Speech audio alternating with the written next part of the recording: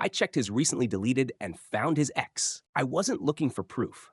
I was looking for a photo I sent him earlier that day. He told me to check his phone because it was easier than scrolling through mine. He said it casually, like there was nothing to hide. That's what made it worse. I opened his photos, scrolled too far, and hit recently deleted by accident. That's when I saw her name.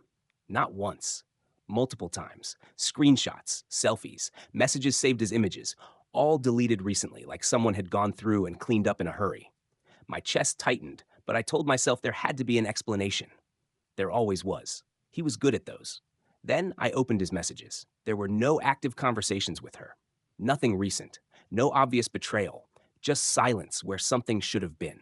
That's when I checked recently deleted texts. There it was. Weeks of messages. Him asking how she'd been. Him reacting to her photos. Him replying to her late at night. Nothing explicitly romantic. Nothing he could be caught red-handed for. Just enough to keep the door open. The part that made my stomach drop was the timing. Every time he told me he was busy. Every night he said he fell asleep early. Every moment I felt like I was talking to someone distracted. He never mentioned her. Not once. Not as a problem. Not as history. Not as a person who still existed in his life. I realized he wasn't cheating in the way people warn you about. He was hiding a connection, and hiding it on purpose. When I handed his phone back, he smiled and asked if I found the photo I needed. I nodded and said yes, because I needed time to think. Time to figure out how long he'd been deleting her so I wouldn't have to find out. And time to decide what I was going to do now that I knew he'd chosen secrecy over honesty every single time. I didn't confront him right away. Not because I was scared, but because I needed to understand what I just walked into. Once you see something like that, you don't unsee it. You start replaying every moment you ignored, every time your instincts whispered and you told them to shut up. The next few days, I watched him differently. I noticed how quickly he grabbed his phone when it buzzed, how he always angled the screen away from me, how he suddenly became overly affectionate, like he could feel the shift even though I hadn't said a word. He acted normal. That was the worst part. I kept thinking about the messages I saw in recently deleted. They weren't dramatic. They weren't explicit.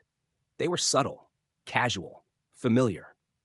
The kind of conversations that don't cross a line on paper but absolutely cross one in real life. The kind that only exist when two people refuse to let go. And the part that hurt the most wasn't that he talked to his ex, it was that he chose to hide it. I realized something uncomfortable about myself, too. I'd been shrinking to keep the peace, ignoring questions so I wouldn't seem insecure, letting things slide because I didn't want to be that girlfriend. Somewhere along the way, I'd started prioritizing his comfort over my own clarity. So I stopped. One night, I asked him how his day was. I listened. I let him talk. Then I calmly asked if there was anything he'd been meaning to tell me. He laughed it off at first, said no, asked why I'd even ask that. I didn't argue. I didn't accuse. I just waited.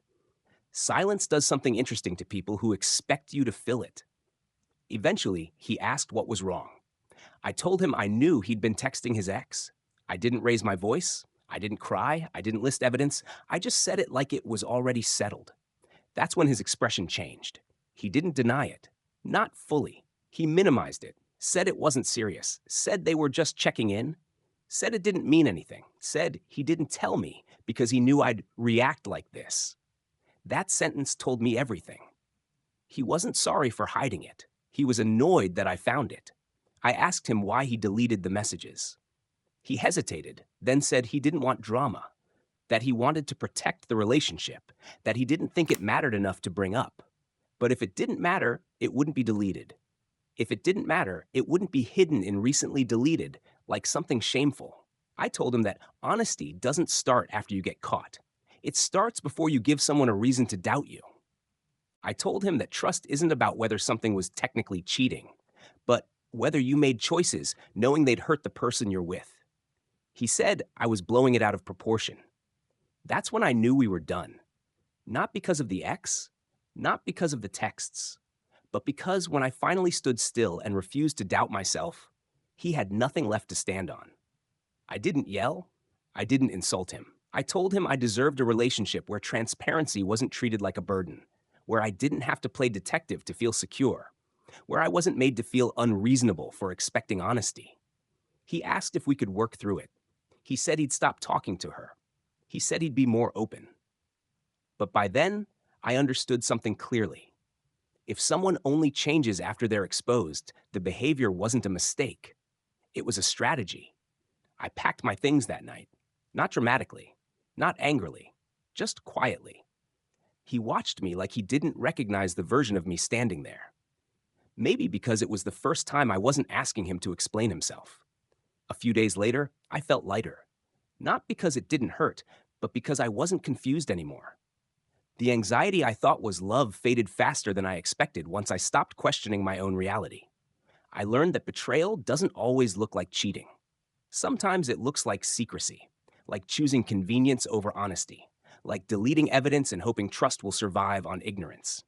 And I learned something else too. If you have to find the truth in recently deleted, the relationship was already over. The days after I left were quieter than I expected. No dramatic texts, no late night apologies. Just a few short messages asking if I was sure, telling me he didn't think it had to end like this. I didn't reply.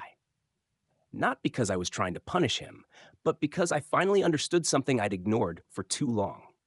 If someone really values you, you don't have to corner the truth out of them. I started noticing how my body felt without him around. I wasn't checking my phone every few minutes. I wasn't replaying conversations in my head, wondering if I'd misunderstood something or been too sensitive. The constant tension I thought was normal just wasn't there anymore. That's when it hit me how much energy I'd been spending trying to feel secure with someone who benefited from my uncertainty. A week later, I ran into a mutual friend. She mentioned his ex casually, said they'd reconnected and were catching up. She didn't know what had happened between us. She didn't need to. I smiled, wished her well, and walked away without feeling that familiar punch in my chest, because it wasn't my problem anymore. I realized that closure doesn't always come from a final conversation or a perfect apology. Sometimes it comes from seeing exactly how replaceable honesty was to someone who swore they cared about you. I stopped asking myself whether I overreacted. I stopped replaying the details, stopped wondering if it counted as cheating or if I should have handled it differently. Those questions only exist when you're still trying to justify staying. The truth was simpler.